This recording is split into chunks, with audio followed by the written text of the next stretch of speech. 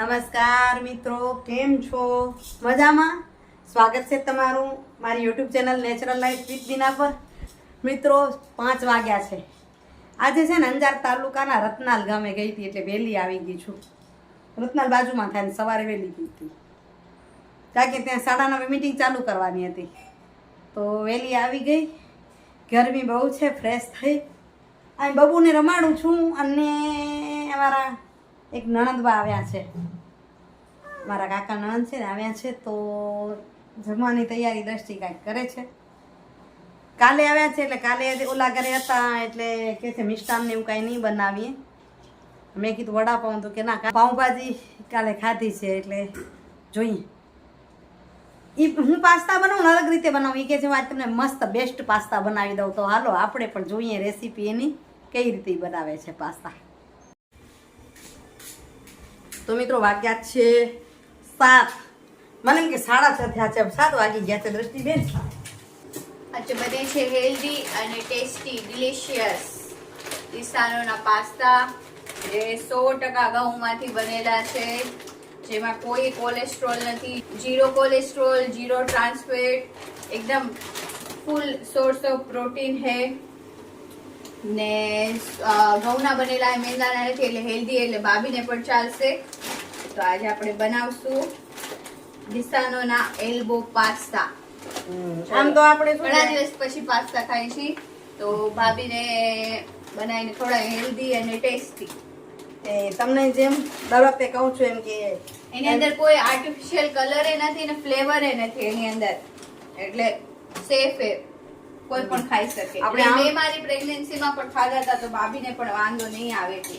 આમ તો આપણે પ્રેગ્નન્સી વખતે આવું ખવડાવી નહીં, પણ હવે આ સૂજી વાળા છે એટલે અને નવું થઈ જાય ને તો નવું થઈ જાય. અને એને શું છે કે એક તો મનથી ખાવાનું નવું નવું ઈચ્છા થાય, અને એમાં જેમ વાત કરી એમ કે સુગર છે, તો આવું બધું ખાઈ શકાય. એટલે દ્રષ્ટિ બનાવે અને કઈ રીતે બનાવે છે પછી કહીએ.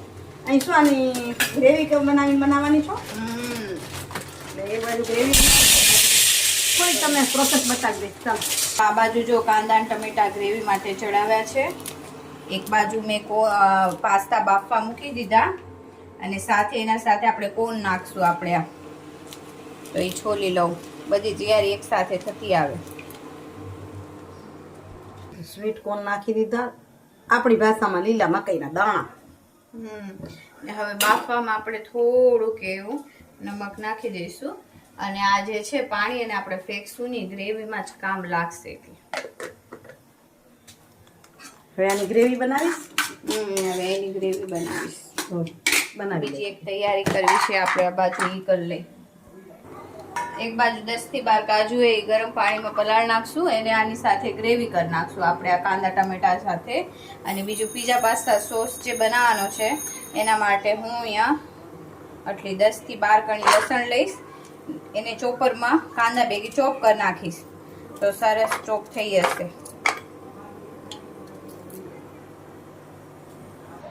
હજુ 8 થી 10 મિનિટ પછી લગભગ આવી રીતે 90% જેવા કે આ ઓલમોસ્ટ કુક થઈ ગયા.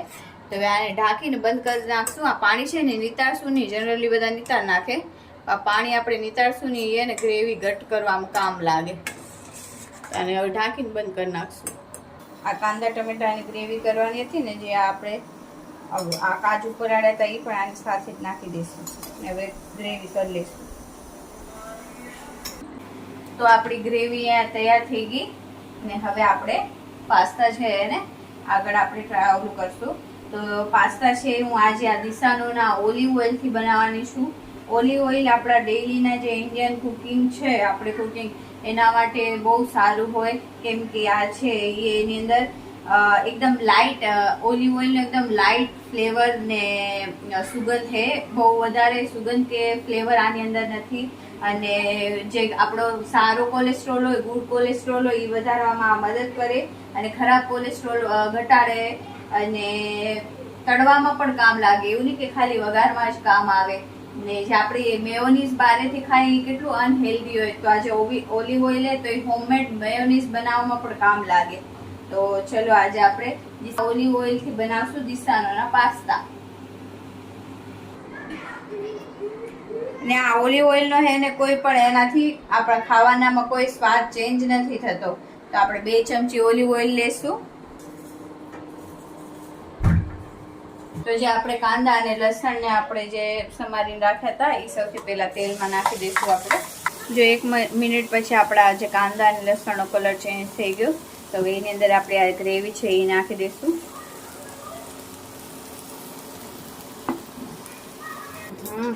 હવે આની અંદર થોડું આપણે નમક નાખશું, કેમ કે આપણે જે પાસ્તા આપણે એની અંદર નમક છે અને જે પાસ્તા આપણે ગરમ કર્યા એ પાણીમાં પણ નાખ્યા છે. તો થોડું નમક નાખશું અને આમાં કાજુ પણ સાથે પીસ્યા છે તો નીચે બેસી જશે. તો ચલાવતા જશું અને ગ્રેવીને પકાવવાની છે. પાકવા નાખી છે એની અંદર આપણે આ અડધી ચમચી ચીલી ફ્લેક્સ જેવું તીખું જોઈએ એ પ્રમાણે નાખવાની, 1 ચમચી ઓરેગાનો, અડધી ચમચી મરી પાવડર અને 1 ચમચી કશ્મીરી લાલ મરચું. આ બધું નાખી દઈશું. કલર એ સરસ આવશે અને ટેસ્ટ પણ સારો આવશે. આની અંદર હલાવી ફરી પાછું ઢાંકીને 1-2 મિનિટ માટે પકાવશું. પાસ્તા છે જો સરસ કૂક પણ થઈ ગયા, છૂટા પણ થઈ ગયા. હવે એને આપણે આની અંદર નાખી દઈશું આપણી ગ્રેવીની અંદર. દ્રષ્ટિને આઈડિયા કેવો કરે છે કે પકડવી પડે એટલે. હા, નમક આની અંદર છે, બધું છે. હવે ઢાંકીને પાસ્તાની અંદર આપણી જે ગ્રેવી જે છે એ જ્યાં સુધી પાસ્તામાં એનો ટેસ્ટ આવે ત્યાં સુધી આપણે 2 થી 5 મિનિટ બોઇલ થાય ત્યાં સુધી આપણે પકાવશું. તો 2-3 મિનિટ પછી જે સરસ આપણા એકદમ ગ્રેવી પણ લઈ લીધી અને પાસ્તાએ અને સરસ થઈ ગયા છે તૈયાર. તો હવે ગેસને કરી દઈએ બંધ. મિત્રો ફ્રી થયા ત્યાં સુધી 9:30 થયા. વાસણ દેખાય છે ઢગલો. રોજ એમ થાય છે જમવા બેસું ત્યારે વિડીયો કરશું, પણ બબુ ઉઠે મારા પ્રતિ બેસાડી ખાવા, તું ખાઈ લે તો પછી બબુ રાખે, તું બેસ ને હું બેસું, એમ કરતાં કરતાં સમય પસાર થઈ જાય અને આ વિડીયો થઈ ના શકે એવું થઈ જાય. તો વાસણનો ઢગલો બતાવું, હમણાં ધોઈને ગઈ તો ત્યાં સુધી થોડુંક કરી લઉં. એની માટે કંઈક પલાળવાનું હોય. સવારે મેથી બેથી ખાય છે તો મેથી પલાળી લઉં, બદામ પલાળી લઉં, એવું બધું કરી લઉં. ને મિત્રો અટાણે એમ થાકી ગઈ છું, પણ વળી નવી ઉર્જાથી આગળ વધતી હોઉં છું. નીચે બધા બેઠા છે, મેળાવો કરવો છે, કારણ કે કાલે નણંદબા સાથે ઘણી બધી વાતો નથી થયું. તમને બતાવું અમારા ક્યાં નણંદબા આવ્યા છે. મંજુલાબા ને બધા આવી બેસી ગયા છે. હું ઉપર આવી, મેં કીધું સુવિચાર લઈ લઉં. થાકી જાઉં ને ત્યારે તમને પણ એક શીખ આપું છું કે અહીં પૂરું કરીએ. મને એમ થાય ત્યારે એમ કહી શકાય કે હિન્દીમાં કહેવત છે કે ખત્મ હોને જैसी કોઈ ચીજ હોતી નહીં હે. એટલે કે પૂરું કરવા જેવું કંઈ જિંદગીમાં હોતું જ નથી. પૂરું કરીએ તો પૂરું થઈ જાય, પણ પૂરું કરવાનું હોતું જ નથી. રોજ તમારી માટે એક નવી સવાર તમારો ઇંતજાર કરે છે, તમારી રાહ જુએ છે. સ્ફૂર્તિથી ઉઠતું ભાગ. એટલે કાલે સવારે પાછા આજે અત્યારે થાકી છું, પણ કાલે સવારે ઉઠીશ એટલે વળી નવી સ્ફૂર્તિથી ઉઠીશ. એટલે તમારી પણ એક નવી સવાર રાહ જુએ છે. બસ થાકો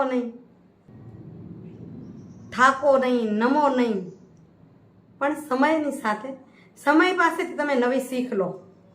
તમને દરેક જિંદગીનો સમય અલગ અલગ પ્રકારે નવી શીખ આપશે.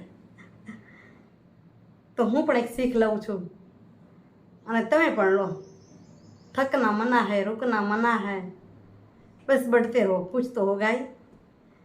ચાલો હવે જાઉં નીચે, થોડીક વાર મેળાવો કરી આવું, મોજ કરી આવું, બતાવું કોણ કોણ આવ્યું છે. બધા વાટ જોતા હતા. મેં કીધું એક છક્કી મારીને સુવિચાર લઈ લઉં, નહીં તો પછી શું થાય કે એમાં બેઠી રહી જાઉં ને સુવિચાર પછી છેવાડે હાલ્યો જાય છે. એટલે સુવિચાર લઈ લઉં, કારણ કે વિડીયો આજે બહુ મોડો ચાલુ કર્યો હતો. તો મિત્રો જો અહીં કેવી મોજ જામી પડી છે, આપણે પણ સામેલ થઈ જઈએ. અહીં મંજુલાબા, રસીલાબા, હાર્દિકભાઈ અને હાર્દિકના કાકા અને આ છે અમારા નણંદ રમીલાબેન. અમારા મોટા બાપુ છે ને કરમશ્રી બાપુ જામથડા. મારા સસરાને 6 ભાઈમાં સૌથી મોટા બાપુજીના દીકરી છે રમીલાબેન. દરશ્રીથી સેઘણી પરિવાર અને અત્યારે કામોઠા રહે છે. બહુ જ સરસ અને સરળ સ્વભાવના અમારા નણંદબા. ખૂબ આનંદ થાય. અને અમારા સગા જેઠ છે ને નાનજી બાપુજી, એમના સગા ભાઈ તરીકે રહ્યા છે. એટલે કે અમારા મોટા બાપુજીના ખોળે બેઠા છે. બેન છે, દેખાય છે અહીં મોજ મેળવવાની. લગભગ 1-2 કલાક બેઠા હો. પછી હવે આપણે પૂરું કરશું. મિત્રો વાગ્યા છે 9. હવે લાગે છે સૂઈ જઈને વિડીયોનું એન્ડિંગ કરીએ પહેલાં તમને કહું કે આજે પાસ્તા ખવડાયા એનાથી વિચારજો અને તમે પણ કહેજો પ્રેગ્નન્સીવાળી મહિલાને શું ખવડાવી શકાય, શું ના ખવડાવી શકાય. તો એવો વિડીયો બનાવી શકાય ને. ચાલો અલગથી બનાવશું, પણ મને લાગે છે કે મનને ખુશી મળે ને એવું બધું જ ખવડાવવાનું દીકરીઓને. પછી આપણે એવું જૂનું કરા રાખીએ, ખવાય ને આ ન ખવાય ને આ થાય ને આ ન થાય, તો એ અંદરથી દુઃખી થાય, તો પછી એનું બાળક પણ અંદરને અંદર દુઃખી થાય અને એ હંમેશા એમ કે મારા હાથમાં હશે તો હું આમ કરી લઈશ. તે આપણા જ હાથે એને ખવડાવીને મોજ ન કરાવી.